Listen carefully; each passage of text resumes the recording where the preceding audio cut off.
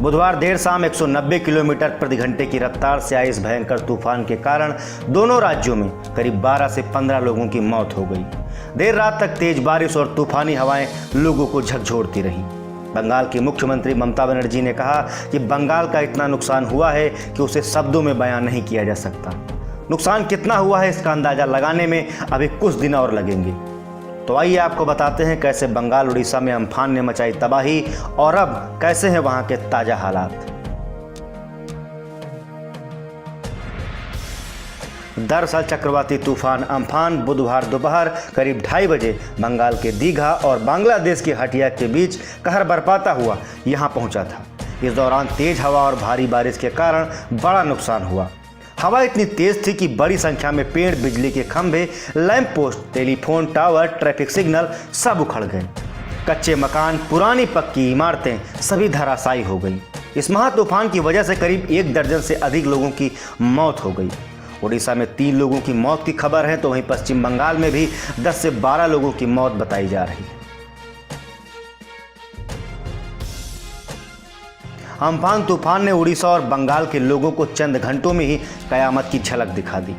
तूफान की रफ्तार जब तक थमी, कोलकाता में सब कुछ उलट पुलट चुका था। शहर में चारों तरफ पानी भर चुका था। गाड़ियां नावों की तरह तैर रही थी। सड़कों पर पेड़ उखड़े पड़े थे। बड़े बड़े होर्डिंग्स, बिजली के पोल औंधे मुंह गिरे हुए थे। आंधी के झोंकों ने हावड़ा ब्रिज को ऊपर से लेकर नीचे तक कुछ इस तरह अपने आगोश में लिया कि पूरा पुल ही दिखना बंद हो गया। हावड़ा में ही तूफानी हवाओं के जोर से एक स्कूल की छत तो देखते देखते ही उड़ गई। बसीरहाट के एसडीओ की शाम 7 बजे की रिपोर्ट के मुताबिक महाचक्रवात अम्फान के चलते पश्चिम बंगाल के उत्तर 24 परगना में करीब 5500 मकान क्षतिग्रस्त हो गए। 2 लोग मारे गए और 2 लोग गंभीर रूप से घायल हो गए। ऐसे में आप अंदाजा लगा सकते हैं कि पूरे बंगाल में आज कैसा मंजर होगा। वहीं बंगाल के मुकाबले उड़ीसा में तूफान का कहर कुछ कम रहा।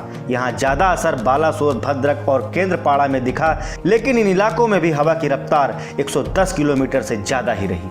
इसके बावजूद उड़ीसा में अब तक 3 लोगों की मौत की खबर है। जगह जगह पेड़ और बिजली के खंभे उखड़े पड़े हैं। तबाही का मंजर बंगाल में कई जगहों पर है। तूफान के गुजर जाने के बाद भी उसके गहरे निशान हर तरफ देखे जा सकते हैं। राहत टीमें टूटे पेड़ों को सड़कों से हटाने में जुटी हैं, लेकिन काम खत्म होने का नाम नहीं ले रहा।